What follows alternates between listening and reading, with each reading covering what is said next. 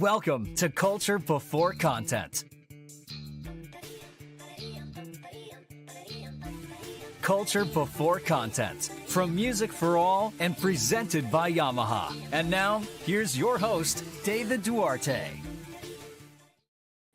Hey, welcome to the show. Welcome to the current episode on Culture Before Content. We're excited to have you here on the Music for All podcast network. And I'd also like to thank Yamaha, who is our national presenting sponsor, for their incredible and ongoing support in making this podcast possible for everyone tuning in. At Music for All and for all of the Culture Before Content team, our mission is to create, provide, and expand positively life-changing experiences through music. This podcast is more than just inspiration. It's an amazing opportunity for professional development. Each episode allows us to learn from and connect with some of the most amazing people in our industry today. We get to validate and implement cool ideas that they have from our classrooms, and we can use those practical strategies to help shape and guide our own culture. So I hope you get out of these episodes what I get, because I enjoy every minute with these amazing masters of music education. So first, thank you for joining us. If you're here live, you're here on Facebook, or you're here on YouTube. So don't forget to share. Maybe send it to your friends right now. I'll wait a moment. Okay, that's all the time I had. All right, and don't forget YouTube, tag a friend, share a friend, do all those lovely things. And even afterwards, share a friend, let people know that we exist. We'd love to have you be a part of the conversation, ask some questions, share your thoughts, and interact with us in real time.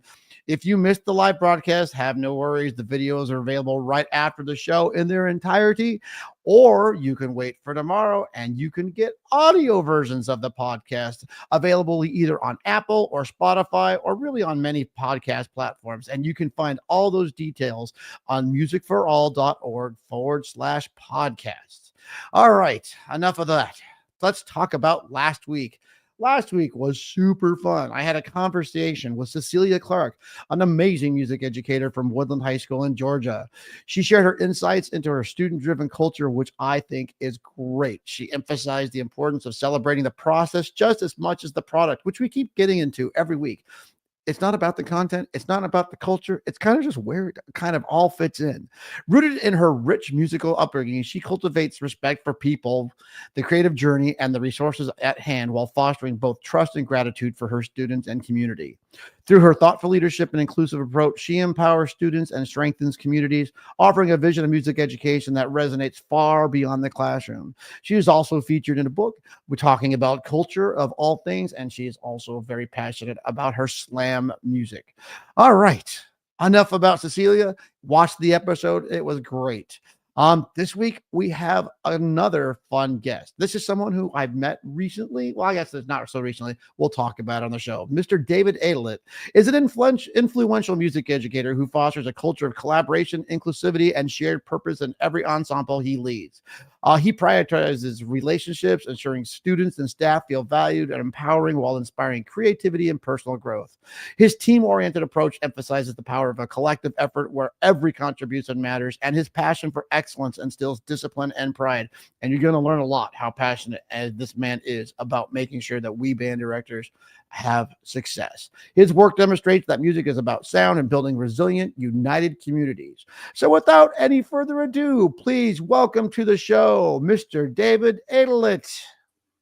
Hello, everybody. How are you? Thanks, David. Hey, thanks. I have such a fun time with the introduction. Sometimes I don't know. I get way too excited for these things. No, I love it. You did great. All right. Well, let's start with this. So, to our listeners or our viewers, whichever one, you have to decide which one you are. I can't really tell from here. But we actually met through an email, which we're going to talk about. That's my little funny story, which we'll talk about later. But we actually have met recently, I should say, where we actually face to face.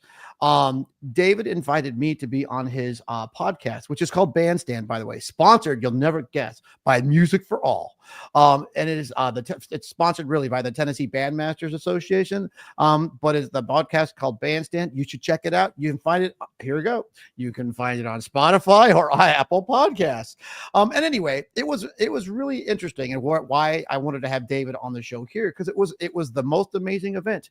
It's culture before content, which is like totally my passion, but it completely reversed it. And all of a sudden I had to think, I had to kind of like was on you, David.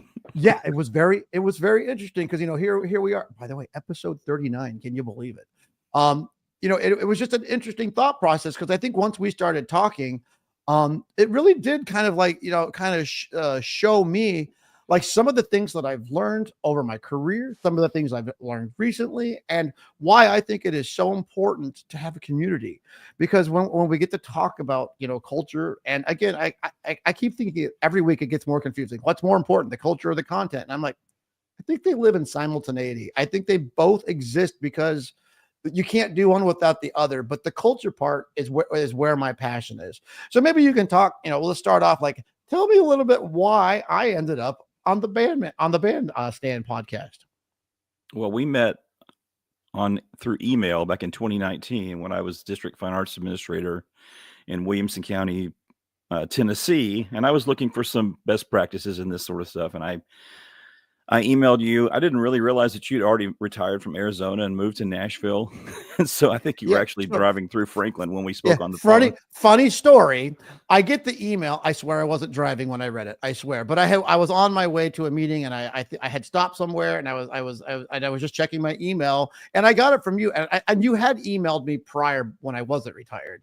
But it was about, district coordinator stuff. And then I started laughing because I realized, oh yeah, that's right there. We were about 15 miles apart. And it was the funny story is it was just like that weird thing in life where the unexpected happens. Yep. So anyway, I appreciate it because one, I love the district stuff. I love all the bells and whistles about what that's about. But then it just started this relationship and we've been talking. So anyway, I digress. Continue on, please. I mean, as far as what led us here for this, I mean, with my Bandstand podcast, culture is something that a lot of young teachers talk about. And how do you start a culture and what is one? And so I think you were the obvious choice to go to for having a guest that could talk about it. So I enjoyed our conversation very much. It was funny. I think we both probably had another hour's worth of content we could have gone through when it was over. And in fact, I think that's what this may end up being. But this is, and so to our listeners, you can find it on Apple and Spotify, but it's called Bandstand.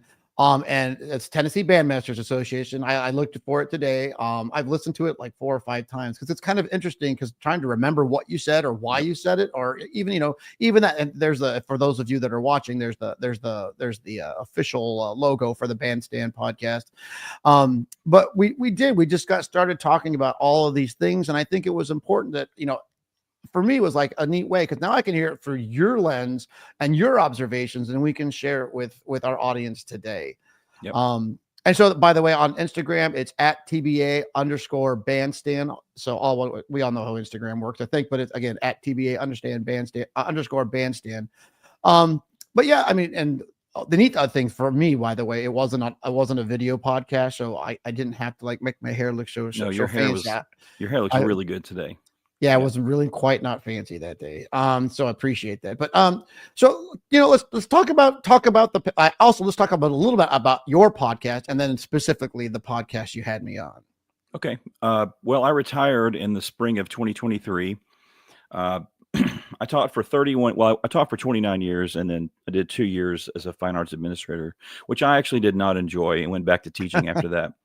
Tragically, my wife had a stroke in the fall of 2022. Right in the middle of marching band season. And so we made it through that year. And then at the end of the year, I retired so I could be on hand to help her through her recovery, which is going great. She's doing wonderfully and very proud of all her work and effort for that.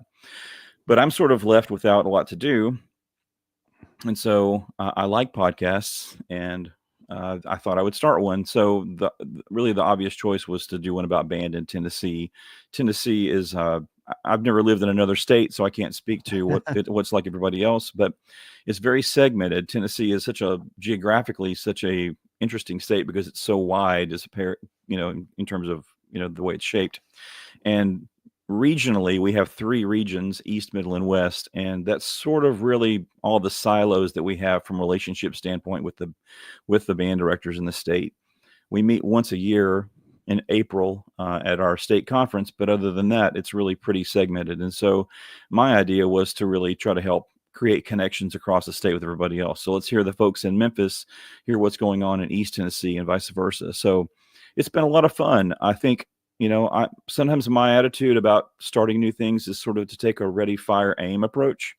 And I think that's been the case with Bandstand. Let's just try it and see what happens. We're not going to break the internet, and try to learn from it. So it's been a lot of fun, and I've enjoyed it very much. And so, like I said, people, young teachers especially, talk about culture with me. And so you were the obvious choice to bring on to sort of begin to introduce that topic. Well, I appreciate that, because like I said, to me, this podcast for me is definitely not about my culture and my things. It's really about talking to guests such as yourself and your culture. So those of you who don't know, his Franklin High School bands were amazing. I mean, the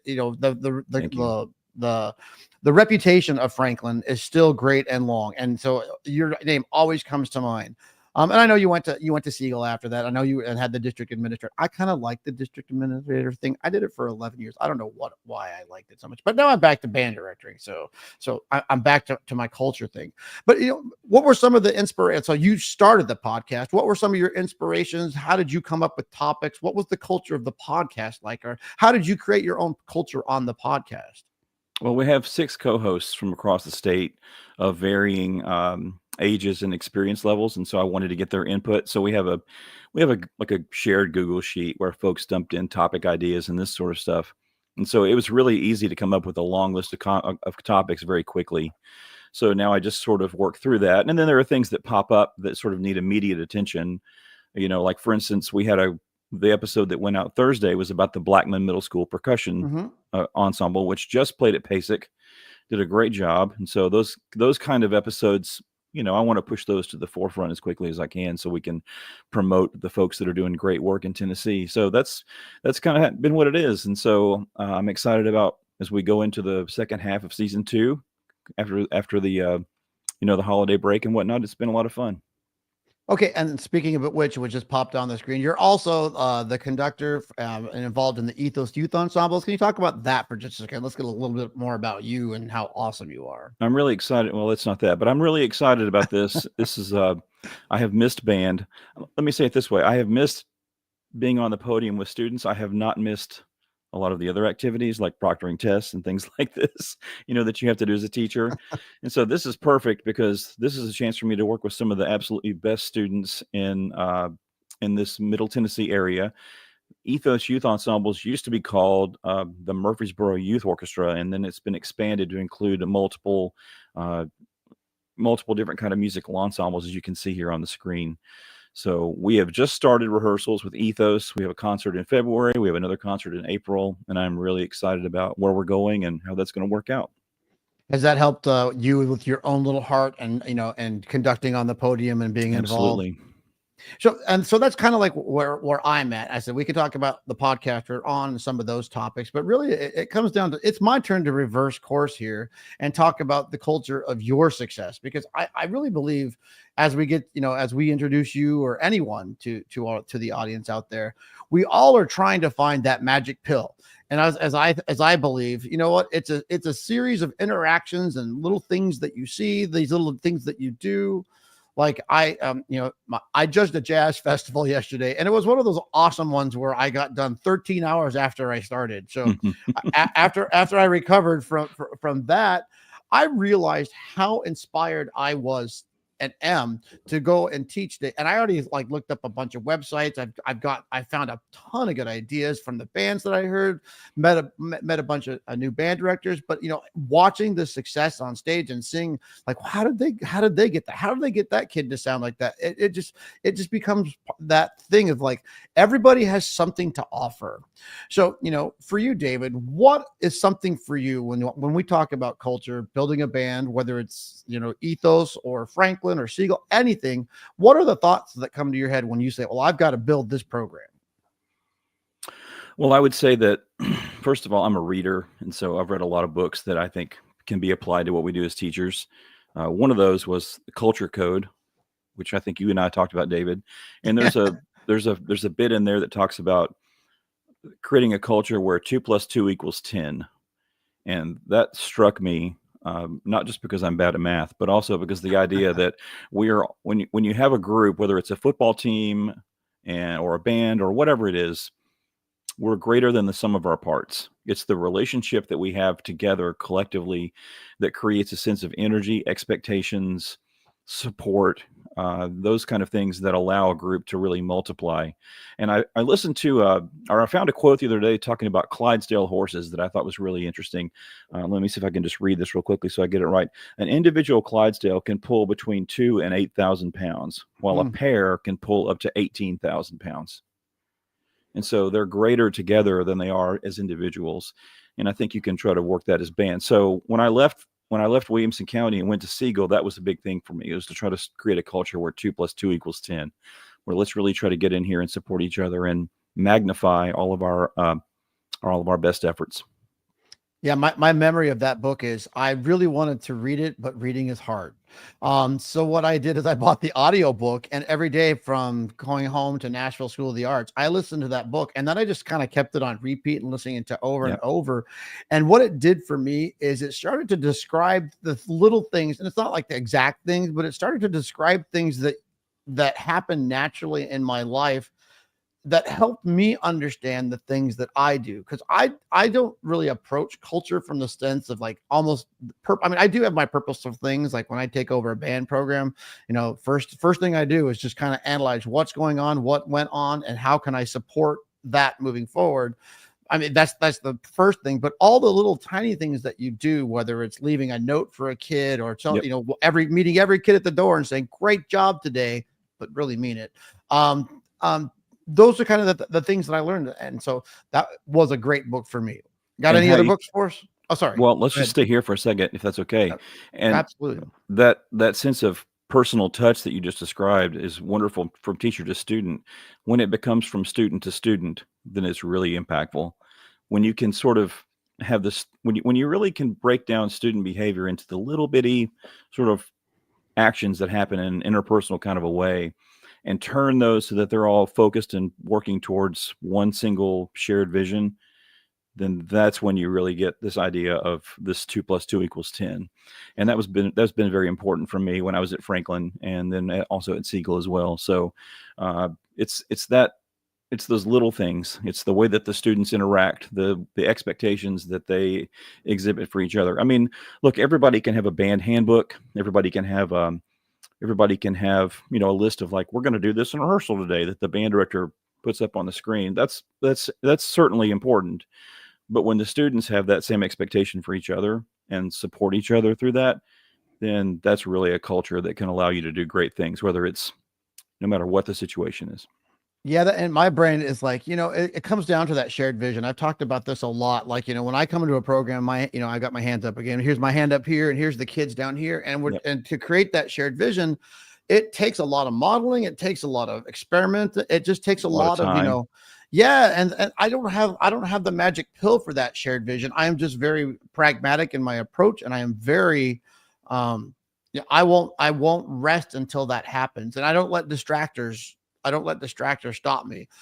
I think part of it too is, do you share this? I have belief, and that belief drives me to be the band director that I want to be. So for that shared vision, it takes some time. And like I've taken over, about 6 programs in my lifetime, and every one of them, the shared vision has come differently. And especially after COVID has this shared vision. Sure. And then, the culture and just think about you said you've only been in Tennessee your whole life. When I moved to Tennessee, it was not culture shock, but it was culture. I was culture ignorant, trying to find my way quickly. And then my school was kids from all over, Davidson County. And It's like, I don't even have the same culture from the same kids in the same room at the same time on the same day, but I found a way. I just kept trying to reach kids. Do you have any other like shared visions, I do. things that you have? Go for it. So my wife worked in corporate America for a long time, and she had a boss named Larry Whitehead that had their corporate office read a book called Built to Last by Jim Collins. Most folks have heard of Good to Great, but Built to Last was actually written first. And so I read Built to Last, and the idea of Built to Last is the companies that have been successful in the United States across multiple generations and decades, including Great Depression. So which companies were founded before the Depression that still exist? And what are their qualities? What are their characteristics? And one of those things was that they don't really talk about profits, that they talk about how they treat their customers, how they treat their employees, what their values are, what their purpose is. They have a clear purpose. And so I thought, well, what if we just sort of did find and replace and took company and inserted band? What would happen if we took this template, this model, so to speak, that Mr. Collins describes and applied it to band? So in my 4th year at Franklin, we wrote this thing. It's got a great title. It's called the Franklin Model. It was before ChatGPT. It would have been something more like Unified Vision or something now. But and so this Franklin model included a purpose, 10 core values, a BHAG, which is a big, hairy, audacious goal, and then a vivid description of what we would look like when we achieved our BHAG. And so that was sort of our shared vision. And I worked on it. My wife worked on it. We had staff members that worked on it. We had parents and kids that worked on it. And we sort of agreed, okay, this is who we are. This is us. And lots of folks, and I think the thing that I'm most proud of is this. It was never fancy. It was never printed on glossy paper. It was a PDF in Arial font 12 point that was put up places. But more than that, we talked about it all the time. We talked about different parts of it. We used different core values depending on what the situation was, what we needed at the time. And that became sort of the fabric of what held us together. And we had that sense of shared vision. And it's one thing when the band director starts to talk about it, but after years pass and kids and parents are talking about it to other kids and parents, then wow, that's when it really begins to take off. And so we had a lot of really strong improvement during that period of time after we sort of began to run with this Franklin model. And I believe they still use at least parts of it today as well. So, I mean, again, the idea is it's built to last because it's not dependent on one person to be the sort of pound the table kind of leader, but it's establishing an organization that can survive rough times. And so, Franklin just got invited to do the Rose Parade last month. And so I'm excited about the band, even though I haven't been there since the spring of 2019. I'm excited about the band's trajectory and what's happened since I left. I feel like we did a good job of establishing something that can be built to last. And to be honest, the band program at Franklin started in 1937. And so I didn't create it. I inherited it. And I tried to treasure it while I was there and care for it and pass it on to someone else. So, yeah, I think now you got questions going in my head because I was talking about this. And so judging a jazz festival, I'll judge concert band festivals, marching band festivals, jazz festivals. So when you start, when you're watching jazz and you're actually, maybe you can think about this. When you're watching a festival and you're watching a band, my brain starts to think, what is their culture to create what's on stage? Yes. And then what happens to me is I get focused on trying to discover if a band, all they do is prepare that music for that festival and then lather, rinse, repeat. Yep. And then the band that won the festival yesterday, which by the way, absolutely fantastic. I just sat there and went, that's the model. Every single person needs to I don't have to see it. I can just tell you right there. Their culture has got to be amazing. I'll say this. The band that played the softest was amazing because their louds were so much louder. They're soft, but it was just so musical. And there were so many things that I was trying to do. And then it's like, my brain's like, I wonder what he does to create that process. But I get, and so for me, culture of band directing is how many band directors are going out there with that, I got to prepare for this concert, pass out music on the following day after the concert, lather, rinse, repeat. And how many of them are going with a mission and a vision and like, I'm going to use this BHAG a lot. I like this word. I don't know what to do with it yet, but I'm liking it. But I think that's what I would, this is what I'm taking from today is I'm going to look at this tomorrow because I think I need to be more clear in describing what I do for my students, my community, because I think you're right. Getting the kids to speak the words is almost as important as having the value itself. Well, and that was something we talked about too. I have like 11 things to say based on what you just said. One of those is that we talked a lot about the idea of the kids having integrity as students. So yeah, you can say like the most important core value for us was community. That was the thing that we talked about the most. So we wanted the students to take care of each other. We wanted them to feel like they were a part of their school community, a part of the community of Franklin and Williamson County. And so we talked about it all the time. And so another book that I read that was impactful for me was Stephen Covey's 7 Habits of Highly Effective People. He talks about in there at one point that integrity is when your values and your actions are integrated. Integrity. And so we would talk to the students about this all the time. You can't say that you want our band program to be a place where you feel safe and supported by your friends, and then make fun of somebody on social media. And so we try to sort of help them understand the little decisions that they had to make every day as it related to the sort of scaled up core values of our band program. That was very helpful because it allowed them to, in those moments when teenagers can make a good decision or a bad decision, to have a little bit of sort of guidance in that little moment to make decisions that would be good for them as individuals, be good for their friends, and be good for the band program.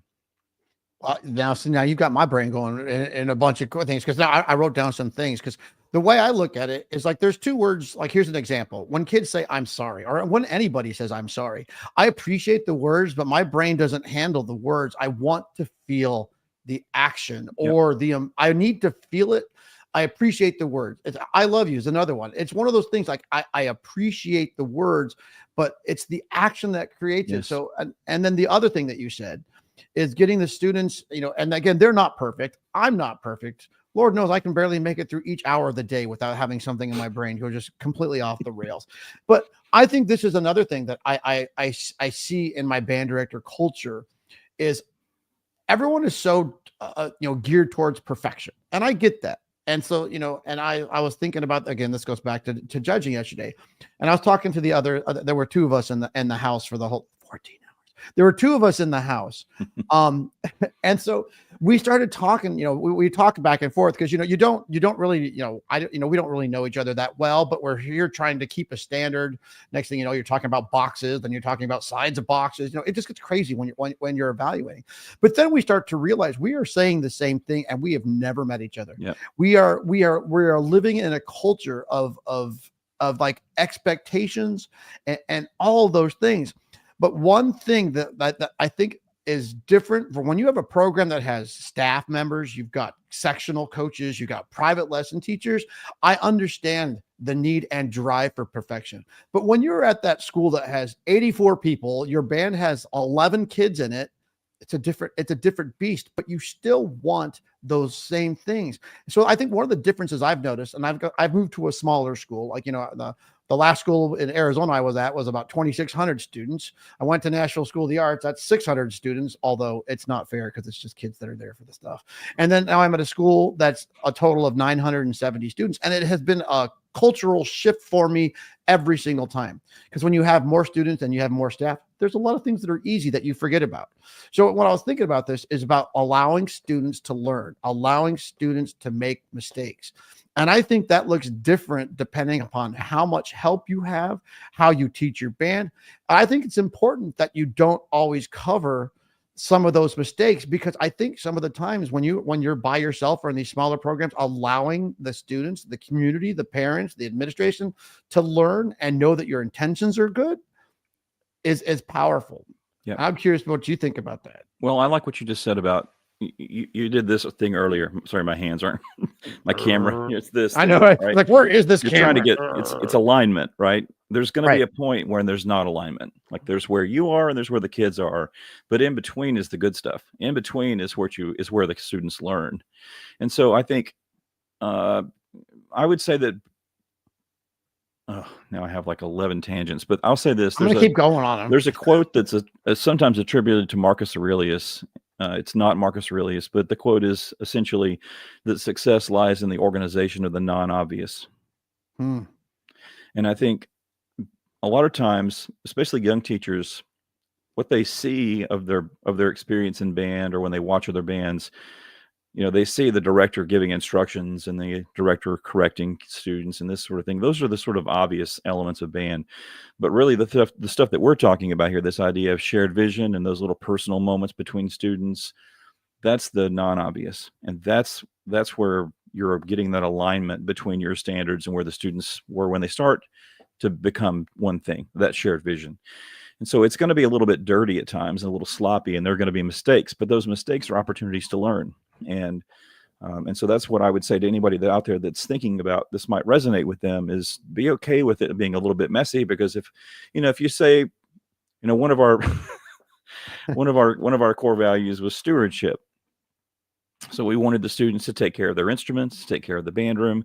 We also had a tuba room at Franklin that was oftentimes not very well cared for, but that gave us a chance to talk about stewardship. Even when it was messy, that gave us a chance to have that conversation with students. I'm a little embarrassed to even talk about this, and there will be absolutely no pictures of what that room looked like, but those mistakes are opportunities to teach and learn. That's what I'm saying. I am 35 years into teaching, and I'm just getting started on learning. And so like when I was a young band director, and still as an old band director, I struggle with paper. I struggle with that organization. Me too. Give me a computer and organizational, and I'm a different person. And this goes back to Vanessa Cobb. She gave me a great idea about getting the students to empower them to become the clean band room. And I've been doing a lot of that this last year. Ever since that episode was very impactful for me, for those reasons. And that weird thing was, I had the belief, I thought I was giving the message, but I wasn't. Because there's the other thing that I think everything starts with the letter C. The check for understanding didn't occur because I was so worried about the culture of the clean room. And so that just trying to have those mind shifts. So I laugh when you say the tuba room, because I think right now my percussion room, which was, by the way, the only storage room I have in my band room, is my percussion room, which is oddly an S. And so like that, the lovely curve of getting the marimba around the corner is always super fun. But that culture of that room has changed drastically in the last 12 months.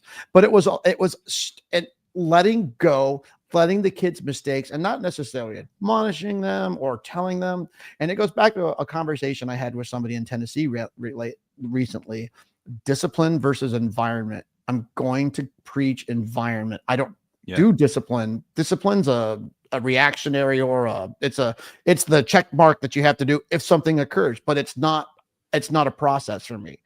The environment's the process. Because if the environment's in place, clean room, tuba room, percussion room, organization of your heads, your concert music. Free statement. I'll just make you laugh. Band directors out there, it's time to order your scores for festival season. Do it now before you forget. I ordered mine. I'm just throwing that out there. Anyway, but those culture things, what helped me a lot? This is like just, speaking about 11, 70 tangents here, making signs. But who makes the signs? The kids. I'm like, hey, can you get a Sharpie and a piece of scrap paper? I don't even care what it is. And find the blue tape and just put this up on the wall. I need it to say the following. And it's great.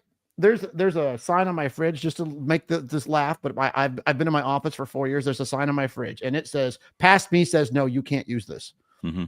And every time a kid goes, hey, can I use your fridge? I'm like, no, there's a sign that says I can't. And it was one of but those signs started creating it. And you talk about, the Vanessa Cobb clean your room culture process. It became with the sign that said chairs go here, or like, a sign that says reminder, put your chair and stand away at the end of sixth period, which is when mine gets in. So I'm thinking about the tuba room, the percussion room, and just everything, and just changing some of those little cultural things that can have a huge impact. Yeah. But it's again, trying there's to be the unintended consequences that come once you get it set. That are positive.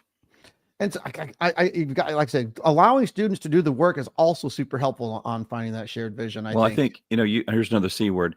This is another phrase we use a lot, and that is compliment what you want repeated. So when you see a student that's exhibiting the behavior that you want, you compliment them, and they want that compliment, as we all do. So do their friends, and suddenly you've created a movement. An example of that is back to stewardship.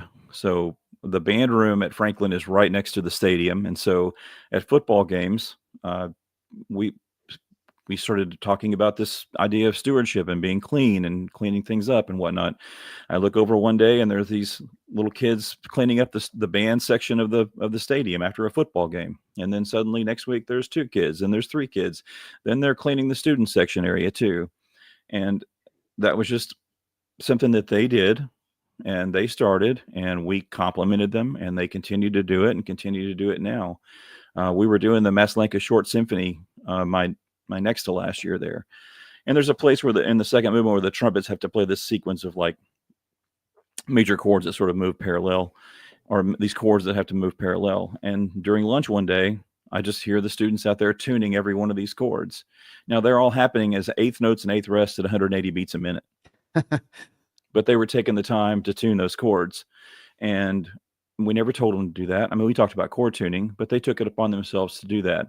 And so I think when you have those moments where the kids act the way that you want them to act, and act in a way that is reflective of your shared vision, you have to be sort of Johnny on the spot with those moments and really compliment. You have to look for it. You can't, like on a water break during marching band practice, it's not a break for the staff and the band directors. That's your time to watch the kids for their behavior and compliment what you like. So you have to be really attentive to that so that the students will want to act the way that you want. Yeah, that makes that's sense. Like I just said the word want. Use the Ah. word want too many times in a sentence just then. Well, that's what happens you get in these podcasts, especially ones you can't Right. edit. Like I appreciated the podcast we had because we could say whatever and we could pause and move on. Here, haha, what you say is what you get. Yeah, that's Here- fine. Now you've got me going on another C word, and I think it's probably one that is super important for you: communication. And so there's like, communication is to me exactly what you talk about. If you want the kids, if you want to compliment, you've got a communication standard, and you've got some of those things going. And like, communication might be how well you are prepared to tell the kids what they're doing in class. Communication might be, we got a concert on It's taking away the Tuesday, fog. Thursday. Yeah. It's But taking away the fog. Yeah. and the one thing I love, and it goes to growth mindset. I use continuous improvement as my word for growth mindset. Is I allow myself to do baseline. And here's my personal story of life that literally changed me. I worked at Burger King. This is not an ad for Burger King. Whatever, have it your way. Anyway, I will never forget my first day because they put me on French fries, and I learned. I'm like, this is so easy. Blah blah. It was not easy. I couldn't do it. I literally could not make the French fries. I mean, I could make the French fries. I just couldn't put them in those little paper bags. And I'm like, what is going on? Yeah. Did you know that the French fry scooper is a right-handed tool? And I am a left-handed human being. Huh. But I spent a good half an hour trying to figure out why I couldn't scoop French fries. But it took that process of living through it to find it. So my continuous improvement strategy was, if I just hold it in my left hand and go backwards, look. Oh, poof. Now I'm like, poof, poof, poof. I'm the French fry king. Yeah. Then they moved me to burgers. By the way, I still know how to make a Whopper. It's great. But that's what I always tell, if I have an idea, you talk about Maslenka, you're going and all of a sudden you're like, man, I got to get the measure 17 to 164. I got to fix throw something on the board that says kind of it, and then improve the process. Or it could even be, like I said, that's why I always talk about putting the signs up on a Sharpie on a piece of scrap paper, because then we can go and have, hey, anybody want to design me some signs? Go look at the signs and make me something cool. And I think that again, that goes with giving students empowerment to do things, because who here really isn't a people pleaser or wants to feel good about themselves or wants to feel a part of the collective? Yeah. A part of the collective. Here we are as band directors in our adult life. We are still collective people. We all love to do band directing. We like to go to a festival and get together and share stories. We like to go to conferences and drink a lot of coffee and share stories. Yep. Midwest is coming. There's going to be a lot of sharing, but that collective, which I think is also an amazing thing. What are your thoughts? Well, I mean, I think that again, that collective comes from that level of communication in detail. When you're leading a program, you want to be able to be clear about most everything. I think there's places and times to leave some gaps for the students to fill in that detail. We had a senior class one year that sort of struggled with just sort of taking on the mantle of leadership. And so we started meeting with them every week, and we had think like a band director sessions. So the schedule for the marching band for the year says, or for the week says something like, have all your uniform parts ready. Well, that's probably not enough information for the freshmen. So we had the seniors fill in the gaps on that, and then they had their own communication with each one of their sections. So we relied on them to sort of fill in that granular detail because we wanted them to contribute too. This is a thing that's important for me too. When the kids feel like they're more of an equal partner in the relationship, in the administering of the band and the rehearsals and this sort of thing, when they feel like they're equalized a little bit, then they're more engaged and allows them to be decision makers too. So I think it's okay to leave some room for places for the students to fill in. And again, I'm a reader, and I'm sort of drawn to World War II a lot. And so I think about sometimes the leadership structure with the Allied forces in Europe as opposed to the German forces in Europe. The Allied forces, the leadership was more flattened out. So there was sort of an idea and a vision for what was going to happen and what the aims were, but the individual decisions were oftentimes left up to the commanders in the field, whereas the German structure was very hierarchical and it was very top down. There were lots of layers of bureaucracy, and there was little to no decision making made by the people who were actually on the ground. And so I think you can take a lesson from that too, with allowing students to have more of an onus on their leadership and to sort of get rid of some of that top-down stuff. If you have a clear vision and if you have conversations about it all the time, then it allows the students to fill, and parents too, to fill in. And so I think that's probably how I would respond to that. Yeah, you've got me thinking about rehearsal, because I was talking to another band director today, because for some reason Sunday becomes, well, let's keep working day, and I was talking about kind of my philosophy, and again, growing a program, and just getting the kids to be more engaged in the rehearsal. Like one of the times, I love to go watch bands rehearse. I love to go watch master teachers rehearse. I love to watch young teachers rehearse. I think I got a student teacher coming. I think. Hey. I know, but the best part about having a student teacher conduct is, like, I finally get to hear my band. Like sometimes I realize how much I don't listen to my own band because I'm involved in the process. But I was thinking about something as so easy, and this is like a cultural thing for me, as a kid plays a B natural over a B flat, which I think has to do with the first and the second valve. I don't know. I'm not really that guy. But rather than saying, hey, you missed a B flat, just changing the paradigm. Hey, why did I stop? What do you think? Why do you think I stopped? Because you know what happens when you do that? There are 17 other things that the kids catch that you totally missed, and you're still on the B flat. And oh my God, the kids are right. You know how much more rehearsing I've gotten out of just using the question strategy of saying, why did I stop? Yes. Or here's another statement that I was, again, I think judging yesterday kind of gets all this. There's a crescendo in measure 7 to 5 or 7 to 5. We're going backwards. Apparently it's 7 to 10. And so, like, I always tell the kids, okay, if you play for me and we go down the road and y'all miss a note, what's the habit of a kid that makes a mistake? They stop, they go back to the beginning, they start over again. Why aren't you guys doing that for the dynamics or the articulations? Exactly. Or why is it that, I missed a staccato, got to go back and start over again? I'm sorry. Never happens. It's our mindset. What are the two most important things in a rehearsal? It seems to be notes and rhythms. And I keep trying to say, well, those are supposed to be correct. I'm not on those. That's your responsibility. I talked to the Ethos kids about this the other day a little bit. Like a smart potato can play the right notes and rhythms. It's, but you have to be a little bit more involved and more aware to be able to, play with great sound quality and all registers and all speeds and all dynamics. And I think the question strategy is huge. And when I observe a lot of young teachers nowadays, I think it's the natural sort of expectation that you have to impress your students, that you feel like you have to have all the answers all the time. Or your administrators in the room evaluating, and you want to appear to know what you're doing. I understand that. But when you begin to ask questions, and not just, try to ask questions that are a little bit wonky sometimes so that the kids think, then you really begin to get their minds engaged in rehearsal. Then they begin to solve problems on their own. You're diffusing that leadership from top down to them, and it's really effective. And I actually learned this. I had a great principal at Franklin High School named Willie Dickerson. She was wonderful. And I got evaluated one year. This is after we were already a pretty good band. And she just raked me over the coals on questioning.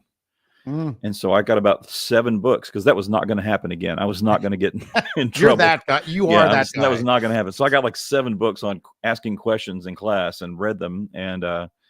And so I think I began to use that as a strength. So I think I would say that that's really incredibly important, is that the kids always their minds are engaged, because they will begin to pick up on things you didn't even mention and talk about.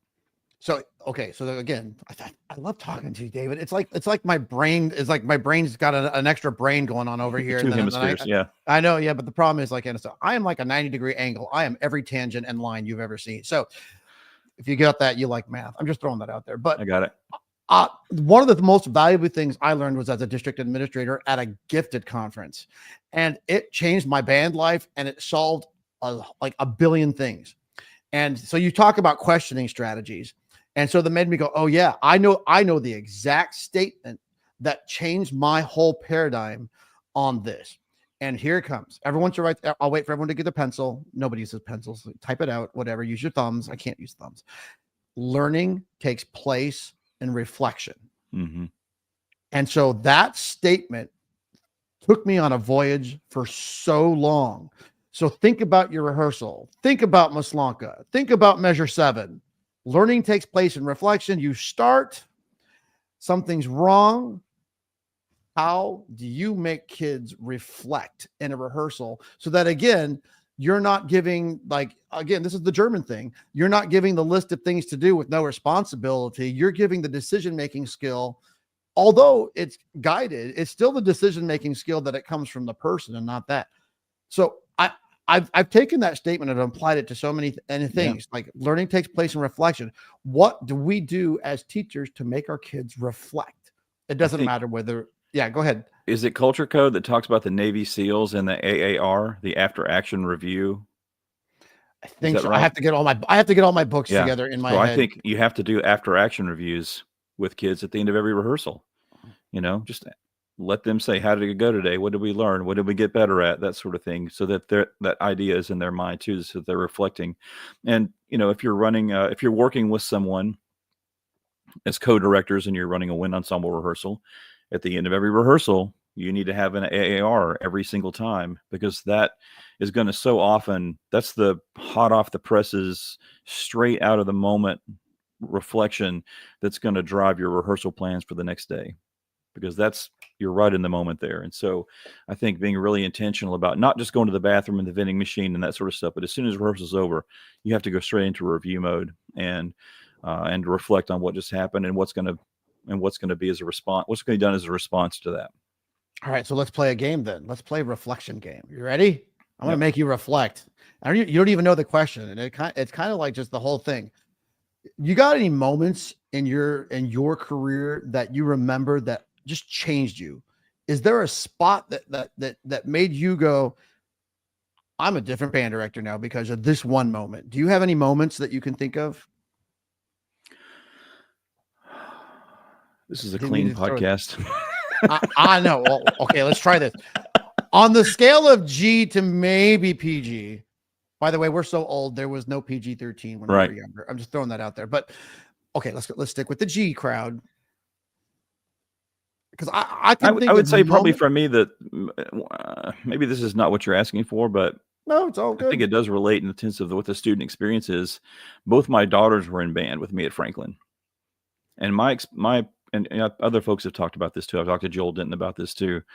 Is that when your kids are in band, your perspective changes completely, because they're going to be completely honest with you. You know, you can get into the hubris of band directing and think, oh, I was wonderful today. I did a great job. And the speech that I gave at the end of rehearsal was so great. And yes, it went 5 minutes over the rehearsal time, but it was so great and wonderful. But you get in the car and your kid says, well, that was terrible, you know, or why did you do this, Dad? Like that's, you know, it begins to poke holes in whatever you think about yourself as a teacher. And it maybe makes you evaluate yourself with a little bit more clarity. So having Catherine and Meredith were both in band with me, I think that was probably something that really changed my band directing. Yeah, that's interesting, because God, when you're in rehearsal, perception is everything. You know, your perception is that was a great rehearsal, or that you know was great, but then you get to the actuality or the follow-up. You know, and that's maybe one other thing that I like to preach is how, you know, getting the student input is hard. Like every once in a while, I'll just create a Google Doc with 4 questions. Yeah. And sometimes I'll put in 2 questions that are obvious And so I think, what time do you have to be there for the pep band game? What's call time for the concert? What's the date of the concert? What's something I can do better for you? Yep. Like I'll do that to them all the time. And I learned that as my plus delta strategy. What's something that went well? What's something that we can do? I talked about this a lot on the festival about doing comparison recordings of like, get a recording of of a pro band doing what you're doing. Now take the recording that you made today and put them side to side. It's not about critique and criticism. It's what did we do well that matches, and now what are the difference that we can do to get there? Because when you think of all, what are we doing is we're like creation artists of having kids do music, and as band directors, how much in control of programming are we? And I wouldn't say 100% control, but I'll say it's a very high number. When you're starting to think of, I'm going to play this for concert band and play this for jazz band, this is my marching show next year. We have that in mind, but we've got to, like, I swear a lot of it, this is my culture speaking out a little bit, but getting feedback loops from the kids sometimes takes that perspective and sometimes changes I had all these, again, that's why lesson plans are hard for us band directors. Here's the lesson plan, and then 2 minutes in, okay, that's gone, throw that away. We're not doing that. I'm the worst at that. I overplan. Yeah, I now underplan, and I just put big guiding words that I can say, oh yeah, we just skipped that and went to this one. We went to rehearsal, and we did reflection. I don't know. But we were talking about on the podcast on yours, we were talking about the flipped classroom. And so that I am a huge proponent of that. And then again, this goes back to my other former guest, David Coons. The kids, if your kids don't practice, and not because they don't, like, circumstantial, you have kids that live in apartments, you have kids that just don't happen. Right. That was so impactful to me that I started thinking, oh yeah, I will come early, I will open the band room at lunch, and I will stay late on not Fridays. I'm not doing Fridays, I got so much to do. But that was a very impactful moment of trying to find practice, and then actually taking that, for me, 50-minute rehearsal, and sometimes building in those practice strategies, and like I was thinking, sectionals, how important are sectionals? At most schools, they happen after school or this time. What happens when you have a school like mine where 50% of the kids are in sports? Yeah. Sorry, you must ditch basketball for me and go play that B natural, B flat. So anyway, just kind of, what are your thoughts on the we talked, like, we never really did finish the thoughts on the last podcast on the flipped classroom, but I know we talked a little bit about it. Two things. I want to go back to your Google question where you're asking, what time is the concert? What can I do better? I think it's so important to show vulnerability with your kids. And vulnerability does not mean, I don't want to say weakness or cowardice, but it means that you're not sort of on the ivory tower with the kids, that you allow them to understand that you're trying to grow and improve, then you're not a finished product. I think the kids need to see that. And then also I would say that,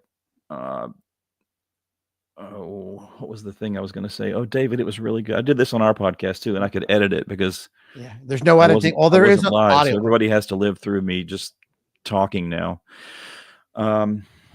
Flipped classrooms, doing things on the outside, bringing them in. Oh, I know what it was. When you flip classroom things, it may be a little bit related to this, but if you want to know what's important to your kids, observe a sectional when they don't know that you're there.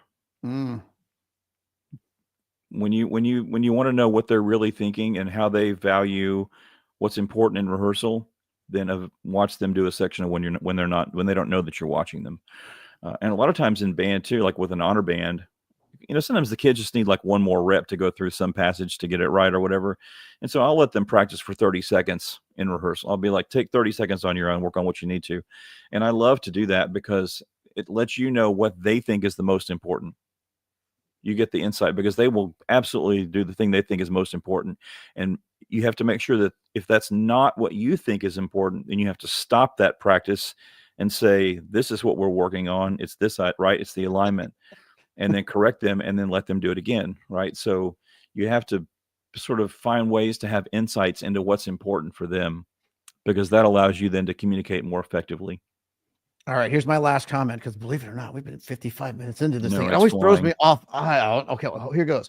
So when I think of the sectionals or student-driven stuff, I always have the two words, the qualitative and the quantitative.